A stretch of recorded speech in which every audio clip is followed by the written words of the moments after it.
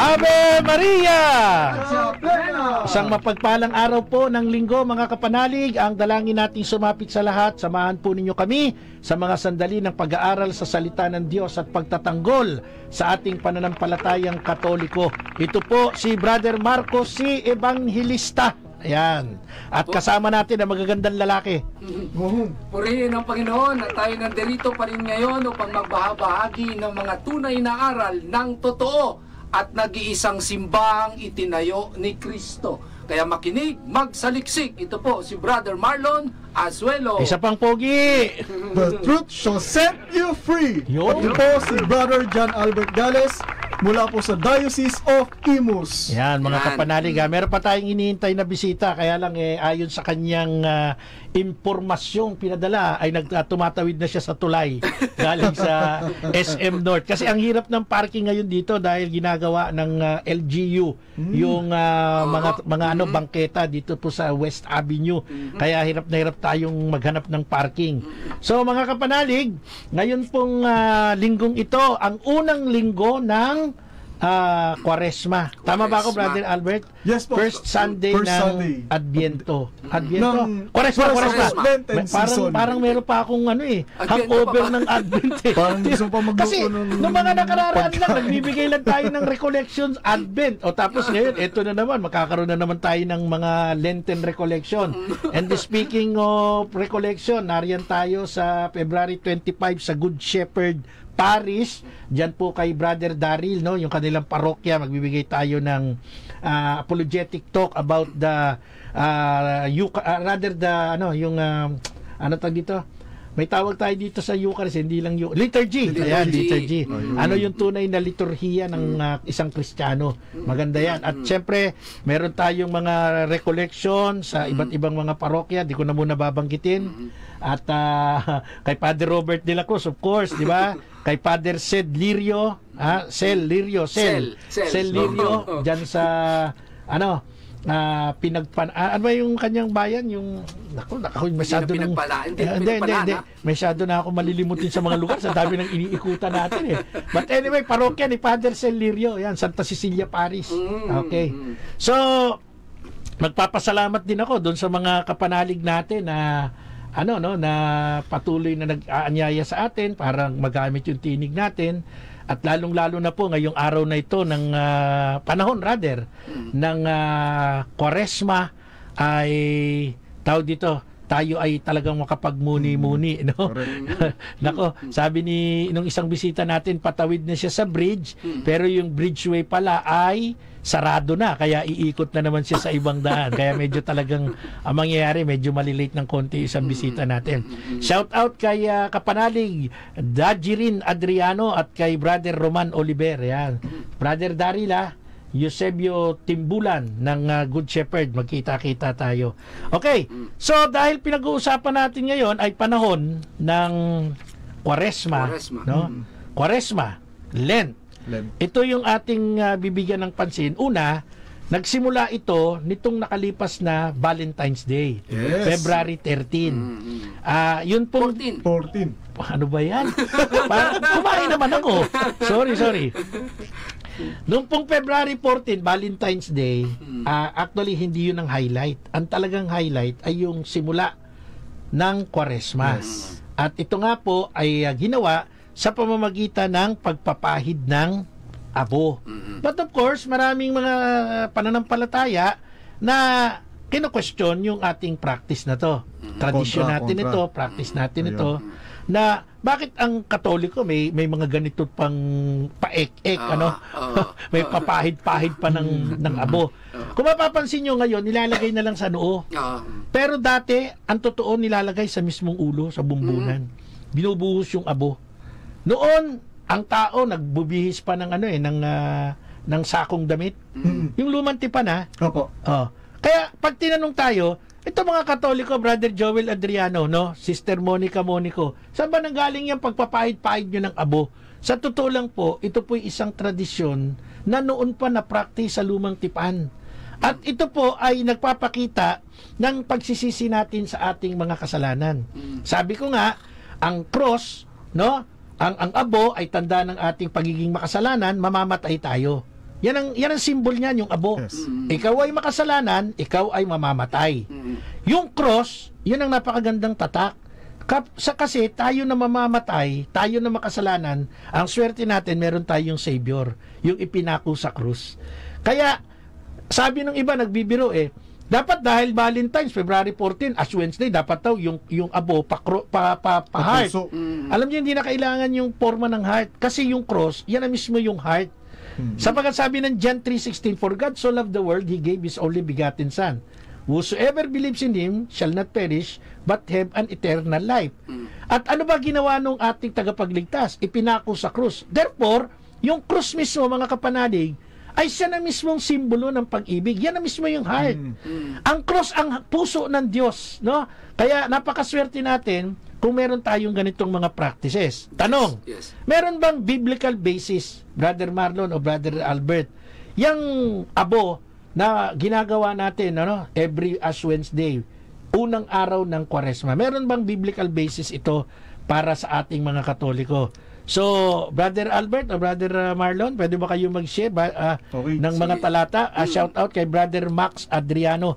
Yan, mabuhay po kayo. Siyempre, si Honorable Jason Yumang. Okay, Brother Albert, Okay, pakibasa. so titindigan muna natin yung Tobit chapter 12 verse 8 na po. So babasahin po natin ito. Ano sabi, Tobit?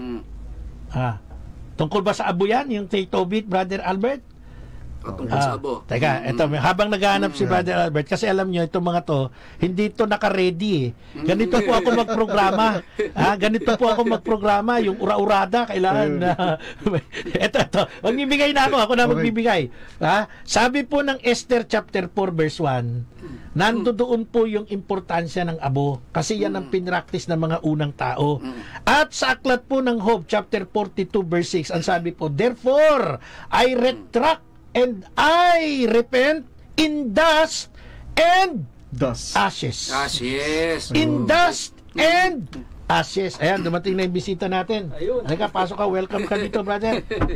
Palagay ko, dito ka na dumaan muna kay Brother Marlon. Paikot dito sa akin. Dito.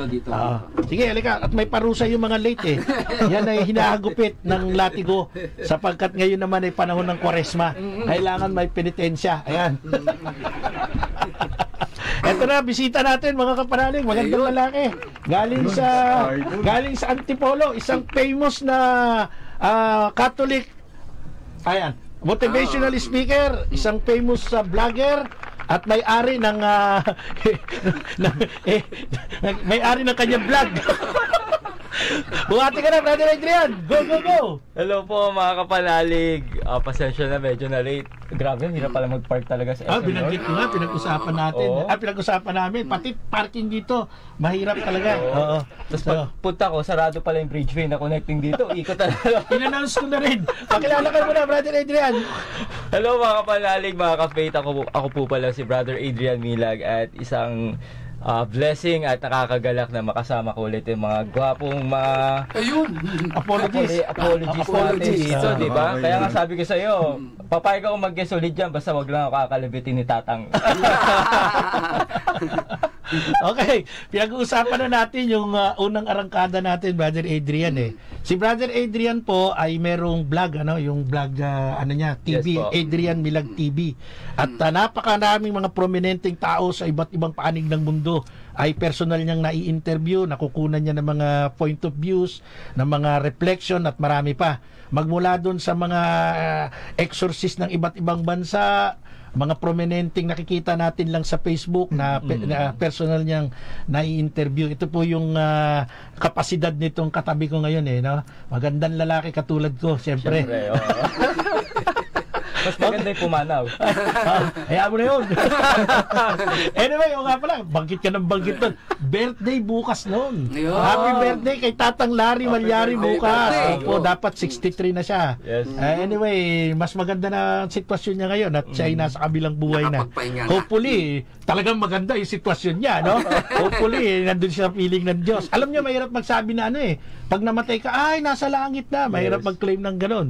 Tanging ang Diyos lang ang pwedeng makaalam niyan, no? Tayo mga buhay, pagdasal natin ng mga patay. Okay, Brother Adrian, para magkaroon ka ng idea sa pinag-uusapan, una umarangkada tayo sa panahon ng Kwaresma. Nagsimula tayo Ash Wednesday, yan ang unang araw. Kailan ba nagtatapos ang Kwaresma? Sa iyong pagkakaalam bilang isang Katoliko, Brother Adrian. Anong panahon? Dahil nag-start tayo Ash Wednesday Anong panahon naman magtatapos ito? Ayan. Easter Sunday. No, mali. Mali. Oo, nagtatapos ang Kwaresma sa panahon ng Huwebes Santo. So, Huwebes Santo. Hindi, alam mo totoo, alam nito Kaya lang para sa kapakanan ng mga listener natin, para alam ninyo, hindi po tama yung sagot na ganon. Ang sagot ay Huwebes Santo. At kayo mga kapanalig, ayan, pinaliwanag na po natin yung Ash Wednesday, nasa Bible yan, at ginamit natin yung talata kung saan sinabi po sa Aklat ng Hope chapter 42 verse 6, I retract and I repent in dust and ashes. Meron pa pong isang talata, Daniel chapter 9 verse 3. Makikita po natin dyan yung importansya, yung simbolismo ng abo bilang tanda ng ating kababaang loob, bilang tanda na tayo'y makasalanan, bilang tanda na tayo'y mamamatay. Yung iba, tuwang-tuwa nung Miyerkules Santo, Brother Adrian, Brother Albert, at saka si Brother Marlon. Ang lalaki ng mga abo sa noo. Yung iba, pagka pinagpawisan, parang kukuha ng panyo, halos ayaw mabura yung abo Ang punas ng pawis dito sa kaliwa Yung gitna ayaw mabura Sabi ko gano'n, alam niyo ba kung ano ibig sabihin yan? Makasalanan ka. Kaya the more na malaki yung abo, mas makasalanan ka, no? Pero anyway, nakakatuwa lang sa ating mga Katoliko. Hindi dahil proud tayo kundi talagang ini-integrate natin yung sarili natin doon sa practice na to na nakalagay pala sa Bible na ginagawa ng mga unang tao pa, Brother Adrian. So, ano pa pwede nating i-share tungkol sa abo? Ikaw, saan ka ba nagpaabo? Sa Antipolo Cathedral. Antipolo Cathedral, ako, nagpaabo ako sa Columbarium ng St. Therese kasi yung aking baby doon nakalagak sa Columbarium. So the rest of the day ng Valentine's Day nandun lang kami sa Columbarium.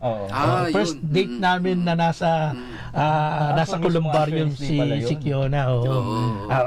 Babataas lang kami kasi simbahan sa itaas, Columbarium sa baba.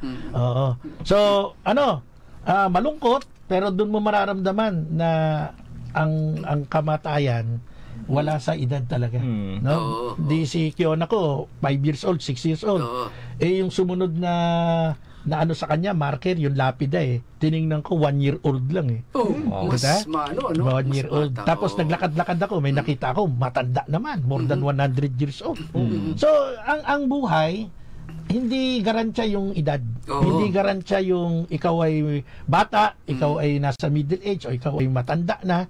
Ang kamatayan talagang dumarating yan na hindi natin inaasahan. Katulad na nangyari kay Tatang Larry, di ba?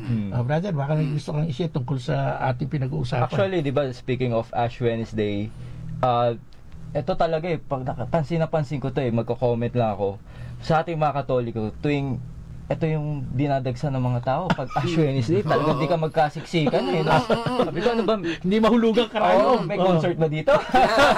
Nagkakagulo sa abo. Pero minsan nakakulukot, pagpasok mo ng simbahan, walang tao. Kasi minsan ganun yung doon na sa labas pag sobrang dami. Tapos tinignan ko, sabi ko, bakit ganito? Mas inuuna pa nila magpabo kaysa simulan at attendan yung misa. Parang after sila sa pagpunta sa simbahan, hindi dahil a-attend ng misa, kundi dahil sa abo. Alam mo, yan yung observation ng isang pari yung pari, kura paroko ni Brother Jose Corilla dyan sa Taguig, Our Lady of the Poor. Sabi niya ganon, si Father J, ba punong-puno ang parokya ngayon Sabi niya hanggang doon sa quadrangle puno Sabi niya, di bali, wag kayong mag-alala. Every Sunday ay magdalagay ako ng abo para marami magsisimba. Di ba, Brother Marlon, baka may gusto kang i-share. Saan ka ba nagpaabo? Doon sa Santo Niño de Taguig. Isa din yun yung nakikita. Pagsimula pa lang ng misa, may warning na. Alalahanin natin na nandirito tayo hindi lang dahil sa abo, kundi dahil sa misa. So yung mga dumating nahuli na dahil magpapaabo na lang maghintay ng kasunod na misa. Because the essence of the celebration ay nasa misa, hindi lang doon sa abo. Brother Albert, ano bang sinasabi pag pinapahira ng abo? Tanda mo ba yun? Narinig mo ba yun? Sinabi? Tandang-tanda ko Anong po sabi? Sumampalataya ka at magbalik loob ka at sa mabuting balita ay sumampalataya ka. Yan. Repent and believe in the gospel. Yan. Pero nung unang panahon, hindi ganun ang sinasabi. Ang sinasabi, ikaw ay nagmula sa alabok at sa alabok ka babalik. Yun yung reminder sa atin. Tandaan nyo po, every Ash Wednesday is a reminder sa atin na tayo'y mamamatay. Tayo'y makasalanan. Yes. Kaya anong kailangan natin? Paghahanda. Kaya ang Lent ay paghahanda. Di ba? Yes. Tandaan po natin, kinuha natin ng Lent, ang ibig sabihin ng Lent, no, ay 40. Yun lang kasimple yun. Quadrigesima. 40 days galing sa Latin. Old English yan. Ano ang purpose niyan? Yan ay to imitate Jesus. Dahil dun sa gospel ngayon, Brother Adrian, kung nagsimba na tayo, ang gospel ngayon, according Sa to Matthew chapter wilderness, 4, yun, yung umakyat siya sa kabundukan, sa kaparangan, kung saan 40 araw siyang nanalangin doon, hindi kumain at hindi uminom. Even pag inom, yung kilala ko, 3 days, 3 nights lang, naging sugo. Wow! Sugo ang Oh. si Jesus tao lang. Ito siya ang Sana. Sa akin mamaya. Sana all. Okay. So, yung pattern natin sa Lent, mga kapanalig, Kwaresma, 40 days, no? Ito po ay pinattern natin sa mismong ginawa ng Panginoong Jesucristo. But prior to our Lord Jesus Christ, alam nyo, ang 40, no? 40 days ay napaka-symbolic sa lumang tipan. At kung matatandaan natin, yung bahang gunaw, 40 days and 40 nights yan. Bahang gunaw, Genesis chapter 7 verse 12 to 17. Nung binuksan yung arko, yung ano tawag dyan? Yung kay Moises, kay Noah's Ark. Nung binuksan yan, Genesis chapter 8 verse 6, 40 days din yun. 40 days din. Na?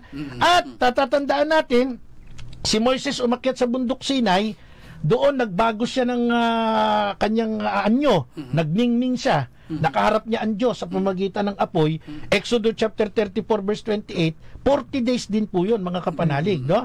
Tapos nagkaroon ng mga misyon ng mga tiktik, aklat ng bilang, chapter 13 verse 25, 40 days din po yun. Wow. Yung digmaan ni David at Goliath sa unang aklat ng Samuel, chapter 17 verse 16, 40 days din po yan. Alam nyo ba si Elias?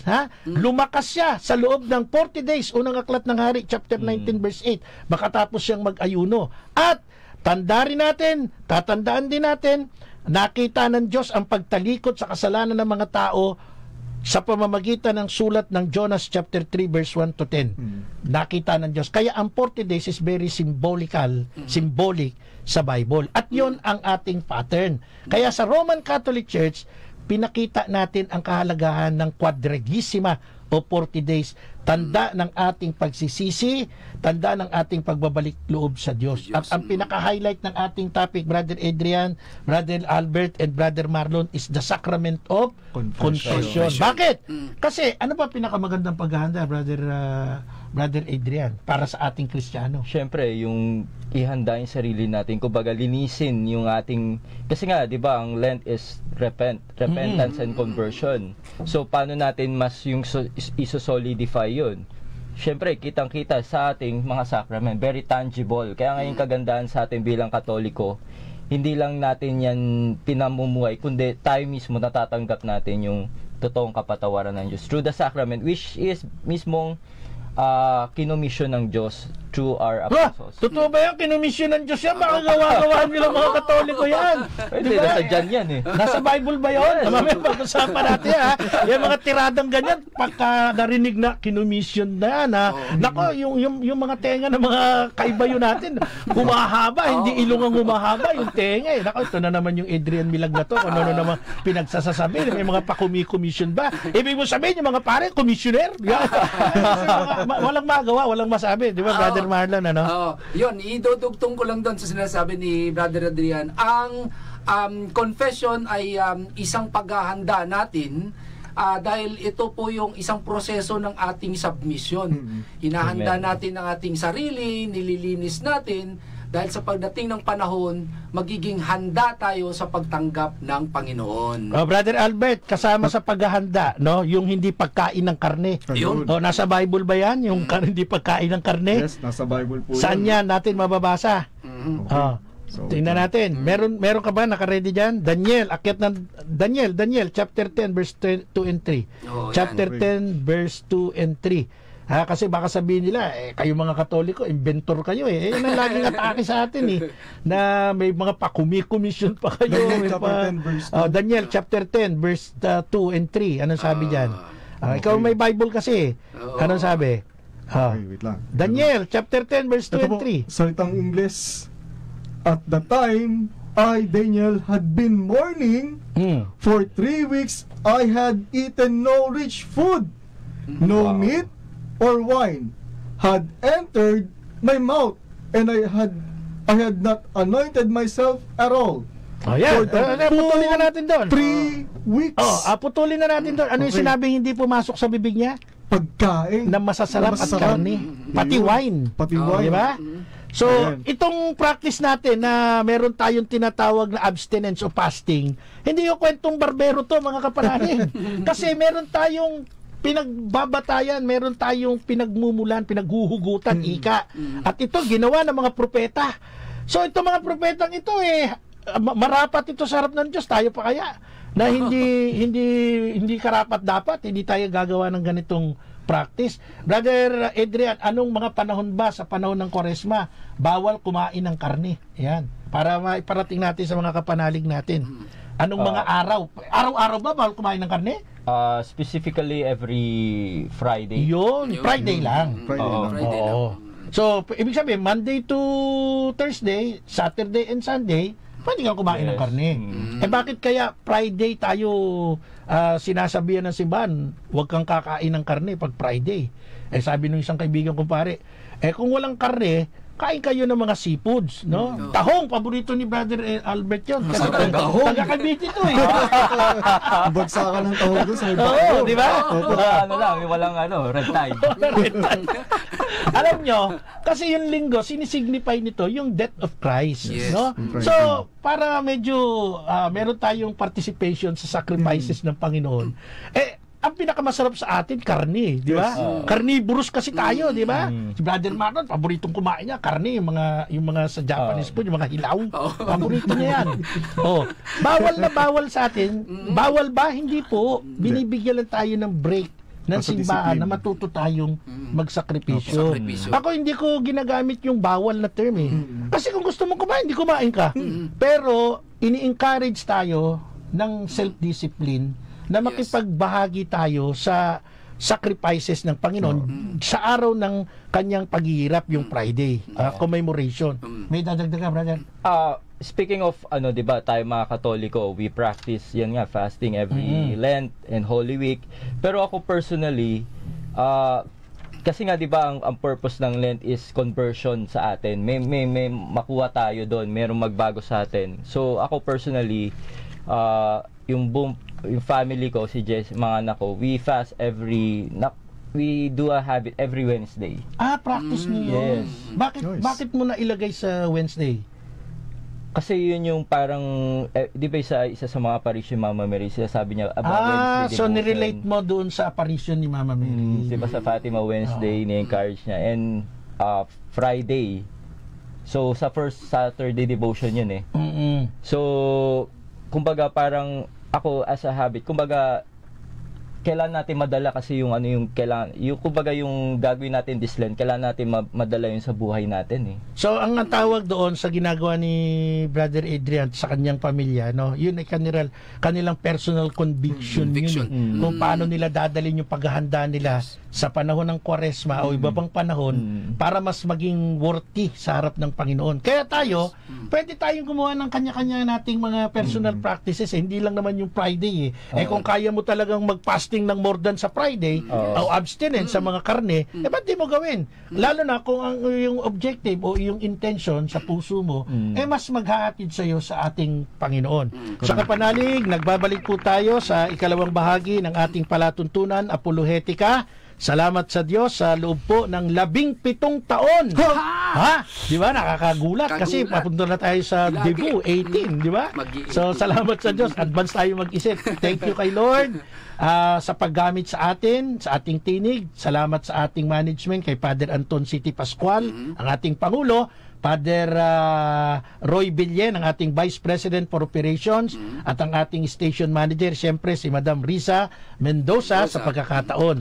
At siyempre po sa loob ng 17 taon, kasama niyo po ang tinig na ito, Brother Marco Evangelista, at yung 16 years kasama natin si Hypans, Tatang Larry Malyari, na pumanaw po noong December 10, at bukas po, February 19, ay kanyang birthday. 63, kaya pupunta tayo sa Tanawan, Batangas, Brother Marlon, to celebrate, no, to commemorate yung kanyang memory. Si Tatang nawala lang yung kanyang physical, pero yung ating patuloy na friendship, pagmamahal sa kanya nagpapatuloy, no. So kasama po natin sa araw na ito ang ating mahal na kaibigan, isa pong kilala, no? Kilala, talagang famous na vlogger, at very thankful ako kasi talagang nagbibigay ng time para makasama natin sa program ang atin pong minamahal na idolo, si Brother Adrian Milag from Diocese of Antipolo. Bata to ni Bishop Bishop Santos. At siyempre, matagal ko nang kasama to sa loob ng napakatagal na panahon, mahigit 25 years na, ang aking mahal na kumpare, kaibigan, kabrother at kabote, si Brother Marlon Asuelo. Salamat sa Diyos. At siyempre, yung ating mahal na kaibigan, no? At ito yung pumapalit sa akin pag wala ako nung panahon na wala si Tatang, si Tatang nandito pa ako, wala si Brother John Albert Gales mula po sa Diocese ng Imus. Mayroon muna akong reminder pala, paalala lang, no. Tayo po ay magkakaroon ng bulletin, Veritas Bulletin. Babanggitin ko na to, Brother Romar, no. Tung Veritas Bulletin natin. Brother Adrian, ikaw nga bumati, ay mag-invite. Ayan. Kasalukuyang nasa Our Lady of Veritas Chapel sa impila ng Radio Veritas 846, ang radio ng simbahan, ang replica image ng Our Lady of Lourdes na magtatagal hanggang sa ika-22 ng Pebrero. Bibisita rin sa Veritas Chapel ang relikya ni Saint Bernadette Soubirous. Feast day niya ngayon sa February 22, isang healing mass ang idaraos ganap na ika-12 ng tanghali sa February 22, at inaanyayahan ang mga kapanalig na makiisa sa mga nais magpamisa. Tumawag lamang sa mga numerong local 02-8925-7931 hanggang 39 local 129, at hanapin si Miss Rene Jose. Yeah. So, yung mga gusto pong magpamisa, mga kapanalig, narito po ang replica image ng Our Lady of Lourdes, at ganun din ang pagdating ng relics ni Saint Bernadette Soubirous. Kapistahan niya ngayon. Happy Peace Day. So, nakikiramay din po ang buong kapanalig, ang himpilan, Radio Veritas, sa pamilya ni Sister Rina Valencia Idago, ang angkor ng alay kay Inang Maria at lektor ng Religious Department, sa pagpanaw po ng kanyang asawa na si Brother Ricarte Rick Idago. Sa lahat po ng mga nais makiramay sa labi ng asawa ni Sister Rina, ito po ay ibuburol sa St. Peter Funeral sa Forest Hills, Barangay Gulod, Novaliches, simula ngayong araw, February 18, ganap na ika-5 ng hapon hanggang sa misa sa libing, nagaganapin po sa Holy Family Parish sa Gulod, Novaliches, ganap na ika-11 ng umaga. At susundan po ito ng kanyang paglagak sa huling hantungan sa Provident Memorial Park, San Jose del Monte, Bulacan. Sa mga nais pong magpaabot ng kanilang donasyon, makipag-ugnayan lamang po kay Miss Ivy May Peralta sa numerong 0949-351-8716. Ang akin pong personal na taus-pusong pakikiramay kay Sister Rina sa pagpanaw ng kanyang asawang si Brother Rick. At ganoon din ang Team Apologetica ay nakikiramay sa pamilya ni Sister Joy at asawa ni Brother Jay sa pagpanaw ng kanilang ina na si Loreto Makaraig. Ang pangalan Loreto, kala mo lalaki, pero babae. Name after dun sa sanctuaryo ni Mama Mary yung Loreto. So ang namatay ay nanay, ang pangalan ay Loreto. Loreto Makaraig na nakaburol dyan po sa may Sampaloc, Manila. Okay, ang aming taus-pusong pakikiramay po. Huwag kayong malungkot, ang kalungkutan normal, pero huwag kayong malungkot kasi ang kamatayan ang simula ng ating buhay na walang hanggan. Yun ang pangako ng Panginoon sa atin . Ipaghahanda ko kayo ng silid upang kung ready na kayo ay dadalhin ko kayo doon. It is written in John chapter 14. Kaya sabi niya, I am the way, the truth, and the life. Okay, so Binigay na natin yung abo, binigay na natin yung fasting, yung abstinence, binigay na natin yung pag-aayuno ng 40 days. Lahat po yan ay may biblical na batayan. Hindi man natin binasa isa-isa, binigay na natin yung mga paghuhugutan para ho mas mapahaba yung ating pag-uusapan. Now, tayong mga Katoliko, meron po tayong tinatawag na mga popular devotion, Brother Adrian, Brother Marlon and Brother Albert. Number 1 na dyan, pagkapanahon ng Kwaresma, yung tinatawag na pabasa. Yes. Ang unang letra ay Asunsyon, ere na may resurreksyon. Ang isang ay adorasyon, ere na may resurreksyon. Ang eli ay lamentasyon. Alam niyo, ang ganda nun. Aral ang ibig sabihin nun. Aral. Bawat letra may kanta. Ang pabasa ay nagpapaalala sa atin sa pamagitan ng pag-awit ng mga tagpo sa buhay ni Jesus. Passion of Jesus. Pero sa panahon na ito, iba na. Ginagawa ng moderno, ginagawang rap. Yung kahalagahan ng sagradong pabasa nababastos, nabababoy. Kasi sa halip na maging solemn, anong nangyayari? Bara-bara na lang. Kakanta yung isang grupo ng kabataan na kengko yung kanta, gagayahin ng isa. Sa halip na ituwid ng matatanda, pinababayaan na kasi at least may nagbabasa, which is wrong. Modern na daw kasi. Modern. Hindi tayo dapat mag-apply ng modernisasyon sa pamamagitan ng mga ritual na pangrelihiyon, di ba? Pangalawa, popular devotion, Station of the Cross, di ba? Yes. Pwede naman kayong dumistansya doon sa mga station, anong nangyayari? Nagsisiksikan kayo doon sa harapan. Wala namang yun. Nawawala yung true essence na makapagnilay tayo sa Station of the Cross. Sinakulo at yung seven last word at yan, pinaka-popular yung Bisita Iglesia. Ginagawa ng maraming Katoliko yan. Ang problema ito. Na-focus tayo dun sa mga binanggit ko. Yes. Meron tayong nakalimutan. Ayun. At ang nakalimutan natin, yung pinaka-highlight ng ating Kwaresma, ng ating Lent. Ano yun, mga kapanalig? Ano ang tawag doon sa pinaka-highlight ng ating selebrasyon o paggunita ng Kwaresma? Ang tawag po dyan, Brother Adrian, ay Pasko. Triduum, di ba? Tatlong araw na paghahanda.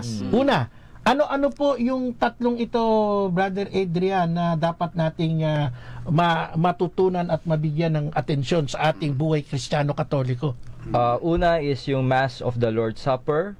Second is Good Friday of the Lord's Passion. And third, Mass of the Resurrection of the Lord. Yon. So, yung panahon ng Kwaresma, from Ash Wednesday hanggang Thursday. At papasok na dyan yung tinatawag nating Holy Week. Yun ng Passion of our Lord Jesus Christ. At napaka-importante yung binanggit mo, Brother Adrian, na Mass of the Lord's Supper. Kasi yung iba, after the Bisita Iglesia, nagpapahinga na. So pagdating ng Huwebes Santo, kapoy, pagod na, ayaw na, hindi na lalabas ng bahay, babalik na lang sila doon sa pakikinig ng 7 last words. Pero ano ba ang message sa atin, ano ba ang mga practices sa atin sa loob nitong tinatawag na Holy Thursday, Brother Marlon, yung panahon ng Holy Thursday, ano bang nakapaloob dyan? Usually, pagka during the tawag nito, Holy Thursday, what are the liturgical events of Holy Thursday? Sa Holy Thursday, ito yung sa Mass of the Lord's Supper, di ba? The commemoration. The commemoration of the commemoration of the Last Supper of Jesus Christ when He established the sacrament of Holy Communion prior to His arrest and crucifixion. It also commemorates His institution of the priesthood. Yan. Alam niyo po, mga kapanalig, maraming na-overlook ito, Brother Adrian. Yung Holy Thursday, kailangan nating dumalo ng misa. Kasi dito, in-institute yung ating summit, yung pinakataas ng ating pananampalataya, which is the Holy Eucharist. And then, sa loob din ng panahon na ito ng Huwebes Santong Misa, ay ini-institute din ng isa pang sakramento, yung sakramento ng pagpapari. Yes. Ang daming Katoliko, dahil nagpabasa, dahil nag-Station of the Cross, dahil nagpunta ng mga sinakulo, nakinig ng kung ano-ano, nakalimutan na ito. Ito yung highlight. Dito nagsisimula yung Holy Week. Natapos na tayo sa panahon ng paghahanda, Kwaresma. Kaya ito, mga kapanalig, ang dapat nating tutukan na nakakalimutan ng marami. Hindi ko sinasabing wag na kayong umattend ng pabasa, wag na kayong mag-Station of the Cross, wag na kayong magbisita iglesia. Pero mas maganda, kumpleto rekados yung iyong paghahanda. Ano yung after paghahanda? Yung commemoration na ng Passion of our Lord na magsisimula ng Huwebes Santo.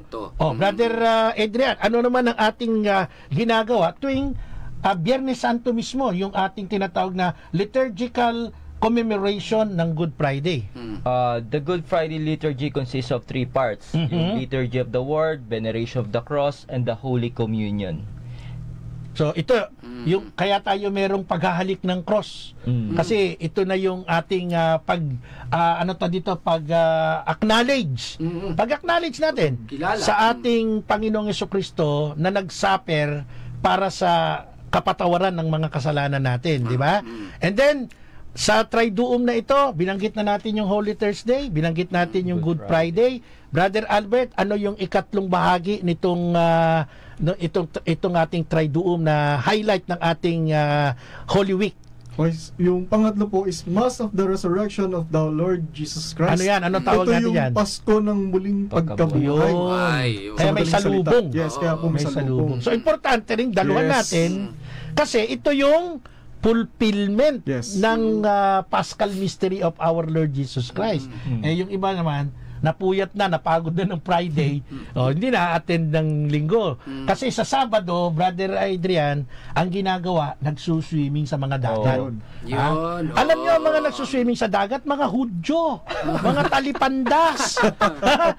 Huwag kayong gagaya doon sa ibang sekta na sa halip na nagmumuni-muni ka, namatay ang tagapagligtas mo, abay ikaw nando doon, tagay pa more, di ba? May share ako dyan, bro. Sige, share mo. Kasi speaking of yung Paschal Triduum, kasi may na-interview exorcist priest, meron siyang naging pasyente na deliverance niya na okay na. Tapos nung nung mga ilang after ng Holy Week, bumalik yung pasyente niya. Na-possess uli. Oo, na-possess ulit. Napagkaalaman niya, kaya ang nakikita niyang dahilan kasi nag-swimming. Hindi nag-celebrate ng Paschal Triduum. Nako yan. Alam niyo ito, akalain lang ng ibang nakikinig sa atin, lalo na yung mga kaibayo. Akala lang nila kwentong barbero to. Hindi po. Huwag na ninyong hintayin na masanibang kayo ng demonyo. Correct. Vacation. Gawin na ninyo itong aming sinishare sa inyo. I-practice natin ito. Kasi yung sinasabi ni Brother Adrian, ito hindi kwento ng barbero. Kwento ito ng isang exorcist na pare. At ang mga exorcist sa loob ng simbahang Katolika ng mga pare, hindi po gagawa ng kwentong barbero yan. Hindi ang gagawa ng ala pelikula. Ang sinasabi niyan, mga totoong kaganapan. Kaya mag-iingat po tayo. So kami nananakot bakit na-share ni Brother Adrian yon? Totoong nangyayari po yan. Kaya kami nagpapa-remind lang sa inyo. Kasi ayaw namin na maranasan pa natin yung mga sufferings na yan, gawa ng demonyo. Dahil nag-enjoy tayo sa mundo. Yan, tandaan nyo. Okay, eto na, punta na tayo sa last part natin, yung sa sakramento ng kumpisal. Unang-una sa lahat, ang paghahandang pinakamaganda, no, bukod sa tayo may abstinence, bukod sa may observation tayo ng mga fasting, ang pinakamaganda po ay ang pagsisisi ng kasalanan. Sa pamamagitan po ng sakramento ng kumpisal. Sabi ni Brother Adrian kanina, ay tinanong ko siya nasa Bible ba yung tinatawag mong pagkukomisyon, di ba? Pinutol natin. Sa totoo lang po, hindi po ito imbento ng simbahang Katolika. Ang sakramento po ng kumpisal, ang tawag sa ibang term is the sacrament of reconciliation. Ito po ay nasa Bible. It is written in 2 Corinthians chapter 5 verse 18. Ano po ang sabi ng Bible sa 2 Corinthians chapter 5 verse 18? Brother Adrian, kung nagagandahan ka sa sulat ko, maintindihan mo yan. Pakibasa natin. And all this is from God, who has reconciled us to Himself through Christ and given us the ministry of reconciliation. Ano ba yung ministry of reconciliation, Brother Adrian, sa pagkakaunawa natin? ito yung tinatanggap natin, yung pagpapatawad ng Diyos sa atin, yung very tangible na naririnig natin that your sins are forgiven. Yun yung nakaka-console sa ating kaluluwa eh. Di ba? So, kaya ginamit yung terminology ang reconciliation kasi nahiwalay tayo sa Diyos. At nire-reconcile tayo ng sakramentong ito. Pinapapaging banal ulit tayo at ibinabalik sa atin ang daan para maging anak tayo ng Diyos. At ito, in-institute ito ni Jesus. At hindi yan inimbento ng simbahan. Basahin natin, John chapter 20, verse 21 to 23. Meron ka, Brother Albert? Meron po. Okay, Papatunayan makibasa po natin. natin sa kanila to. 1 chapter 20, verse 22 to 23. And with that he breathed on them and said, receive the Holy Spirit. If you forgive anyone's sins, their sins are forgiven. If you do not forgive them, they are not forgiven. So, ang nagtatagpo niyan ay ginawa ng ating Panginoong Jesucristo noong bago siya umakyat yung kanyang ascension. Sabi niya, hiningahan niya sila, ang kanyang tinutukoy dito ay kanyang mga alagad. Pagkatapos sinabi niya, tanggapin niyo ang Espiritu Santo, ang patawarin ninyo sa kanilang mga kasalanan pinatawad na, ang hindi ninyo patawarin hindi nga pinatawad. Yan po ay nakakonect dun sa Matthew chapter 16 verse 18 to 19. Ibibigay ko sa iyo ang susi ng kaharian ng langit, ipagbawal mo sa lupa, ipagbabawal sa langit, ipahintulot mo sa lupa, pahintulot sa langit. May authority po instituted by Jesus. Kaya tama yung sinabi ni Brother Adrian kanina, kinomisyon ni Jesus ang kanyang mga alagad. Para saan? Sa simula't simula pa, kumukuha po ang Diyos ng tao ng mga gaganap patungkol sa kasalanan. And it is written in Hebrews chapter 5 verse 1 to 4. Di ba? Yung mga tinatawag na dakilang saserdote, hinihirang ng Diyos, ang kanilang tungkulin ay maghain para sa kasalanan ng iba. Ito ngayon, sabi ng mga protestante, Brother Adrian, hindi ba pwedeng magdirekta na lang ako sa Diyos? Pwede ba ako magkumpisal direct sa Diyos? Anong pwede nating ganin dyan? Kasi ang interpretation nila, tayong Katoliko, magkukumpisal sa pare. Ang sabi naman nila, di ba pwedeng sa Diyos na lang, Brother Adrian? Pwede naman ba akong dumiretso Ba't dadaan pa ako dyan kay Father Anton Pascual? Bakit di ako didiretso kay Diyos? Sa Diyos, rather. Anong natin yan? Pang paliwanag natin sa mga umaatake na ganyan? Yes, tama naman yun. Na yes, you confess directly to God, which is ginagawa natin every day. Yun! Diba? Hindi pala bawal. Oo. Ginagawa naman natin. Hindi lang tayo naintindihan. Oo. Pero nga, katulad na sinabi, kinumisyon ng Diyos ang mga pare para patawarin yung kasalanan natin. Kasi meron tinatawag na mortal sin na hindi yan pwede mapatawad ng direct to God. Diba? Kaya nga, ito yung sacrament Lalapit tayo dyan para ito yung mga mortal ay mabura. So meaning to say, yung ating pag-admit na pwede tayong dumirekta sa Diyos ng pagsisisi, ang nagiging bahagi nito yung ating tinatawag na mga venial sins. Yes. Pero kung we are committing mortal sins, another degree ng kasalanan, didiretso tayo dito sa sakramentong ito na kanyang in-institute for us. May nagtanong nga meron palang degree ang kasalanan? Meron po. It is written in 1 John chapter 5 verse 17. No? Yung dalawang klase ng kamatayan, isang kamatayang hahantong sa kamatayang espiritual at isang kamatayang hindi hahantong sa kamatayang espiritual. Yun yung venial at yun yung mortal. So pagka ikaw ay nag-commit ng mortal sin, go to confession kasi si Jesus mismo ang nagtatag niyan. Ano ang patunay? Na kung ikaw ay magsisi ng kasalanan, pwede kang hindi patawarin direkta ng Diyos at gagamit ang Diyos ng tao para ikaw ay kahabagan niya. Alam nyo, ang gandang kwento niyan, yung nakasulat po sa Job chapter 42 verse 7 to 9. Meron ka ba dyan, Brother Albert? Job chapter 42 verse 7 to 9. Napakaganda niyan kung hindi mo pa nakikita, ito, babagasahin ko na lang yung isang bahagi, maigsi. Anong sabi doon? Yung dalawang kaibigan ni Job nagkasala. Nagsisi sila, humingi silang tawad sa Diyos direkta. Pero ano ang sabi ng Diyos sa kanila? Go to my servant Job and he will pray for you. Pumunta kayo doon sa aking lingkod na si Job at kanyang kayo pagdadasal niya, patatawarin ko kayo. Nagsisi na nga ng diretso sa Diyos eh. Dinecline ng Diyos eh. Punta ka kay Job. Aba, ibig mo sabihin kung hindi dadaan kay Job, hindi sila patatawarin. Opo, yun ang logic nun eh. Yes. Go to my servant Job, and he will pray for you, at patatawarin sila sa kanilang mga kasalanan. At tandaan nyo, si Haring David may kasalanan yung adultery niya kay Bathsheba. Di ba? Tapos pinapatay niya yung asawang si Uriah. No? Pinapatay niya.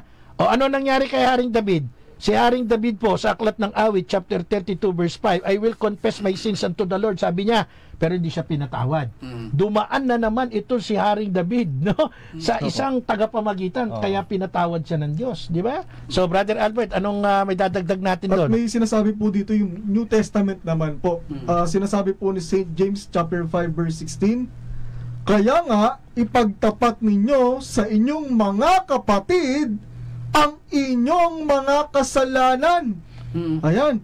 At ipanalangin ninyo ang isa't isa upang kayo'y gumaling. Malaki ang nagagawa ng panalangin ng taong matuwid. Ayan. Yan yung pinupunto natin. Kasi may mga protestante, inaatake nga tayo, Brother Adrian. Bakit daw tayo dumadaan pa sa mga pari? Pareho lang nating tao yan. Kaya ang tanong ko lagi, every time na may na-encounter akong ganyang tanong, no?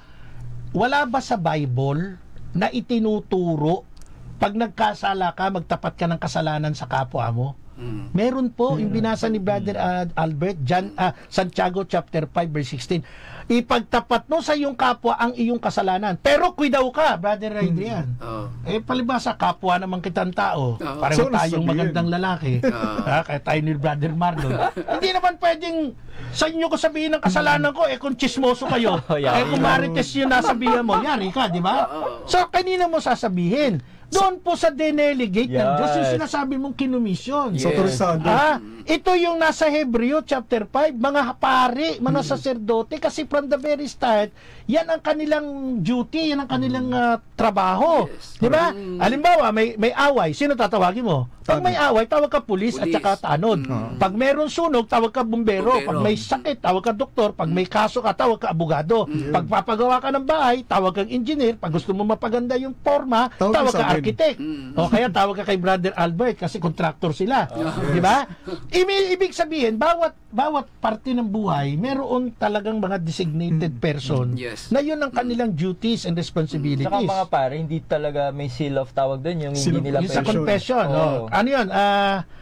Ano tawag dito? Basta merong seal. May secrecy yan. Hindi pwede. At ang patron nila dyan ay si yung pinugutan ng ulo ng hari. Sinong santo yan? Si parokya ng Cabiao, Nueva Ecija. Ng Malibay.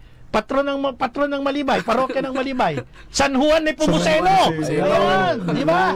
Si San Juan Nepomuceno nagpakumpisal sa reyna, tinawag siya ng hari. Anong sinabi ng reyna? Ay, hindi ko pwedeng sabihin. Nagalit yung hari. Hari ako sige, tagpas ka. Di ba? Kaya yung kanyang dila na natiling until now hindi incorruptible. Di ba? Yan ang buhay ni San Juan Nepomuceno, patron ng mga pari sa kumpisal. Ganyan po ang sabi ko nga, yung mga pari nakakaya nga magtiis na walang asawa, yung pang hindi magdaldal, di ba? Yung mga kapanalig, yan ang halaga. Ngayon, ito ang isang patunay. Si Haring David, sinabi nga natin, nagkasala dahil sa adultery kay Bathsheba. Pinapatay pa yung asawa ni Bathsheba na si Uriah para maging kanya si Bathsheba. Nagkumpisal siya sa Diyos pero hindi siya pinatawad. Anong ginawa ni Haring David? Nagkumpisal siya kay Nathan, sa propetang Nathan. Ito po'y nakarecord sa aklat ng 2 Samuel chapter 12 verse 13. Kaya ho pinatawad si Haring David. At marami pang tagpo sa Bible na mga nagkasala, pero ang ginagawa ng Diyos sa kanilang pagkukumpisal o pagsisisi ng kasalanan, humihirang siya ng tao para doon sa kanilang mga kasalanan, sa ikapagpapatawad ng kanilang mga kasalanan. Makikita natin yan sa aklat ng Levitico chapter 19 verse 22, aklat ng Levitico chapter 5 verse 5 to 6, at syempre yung paborito natin, yung aklat ng Job chapter 42 verse 7 to 9. Go to my servant Job and will pray for you. Doon lang sila pinatawad sa kanilang mga kasalanan. Bakit? sapagkat sinasabi ng Biblia sa aklat ng Sirach chapter 4 verse 26, do not be ashamed to confess your sins. Pero paano mo pag i-confess ang kasalanan mo? Go to the priest. Kasi yun ang kinomisyon. Yun ang in-institute niyang sakramento para sa ating lahat. So tandaan po natin mga kapanalig, bakit kaunti na lang ang nagkukumpisal ngayon? Bakit konti na rin ang mga paring nagpapakumpisal ngayon? Ito po yung symptoms na sinabi ni Pope Pius XII noong 1950. The loss of the sense of sin. Yun. Kaya nagkakaroon po ng lack of availability ng pare at ng mga penitents. Ito po yung isang symptom. Bakit? People don't think they've done anything wrong. Immune na po ang tao sa kasalanan. Kaya kaunti na ang nagkukumpisal. Kaunti na rin ang mga paring masipag magpakumpisal. Totoo yan. Totoo yan. Whether we admit it or not. Totoo yan. Yes, may nag-comment nga sa isang vlog ko eh. Hindi ko na sasabihin isang diocese. Nagpapatulong sa akin kasi daw yung parokya daw na yun, wala daw talagang any schedule of confession. Yun ang malungkot. Malungkot yun. No? Parang nahirapan sila pumunta pa sa ibang parokya kasi pamasahe. Parang parang patay, di ba? Oo. Yung simbahan. So mga kapanalig, tandaan po natin, ngayon pong panahon ng Kwaresma, marami pa tayong nais na pag-usapan. Unfortunately, kapos ang oras natin, tandaan lang natin yung AFP.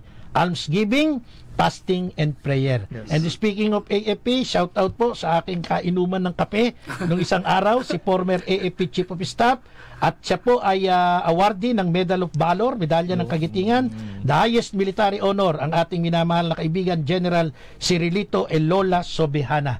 At magkakape ulit tayo, General, para masaya. Sa akin pong programa, salamat po sa ating technical team, kay Brother Edgar Bernardo, Jimmy Francisco, kay Engineer Marlon San Diego, and of course ang ating production assistant si Brother Romar Bendo. Ako po si Brother Marco Evangelista. Ako naman po, si Brother Adrian Milag. Ito po si Brother Marlon Asuelo. Brother Albert from Diocese of Imus. Kami pong lahat ay nagsasabing, sumainyo ang katotohanan. Salamat po!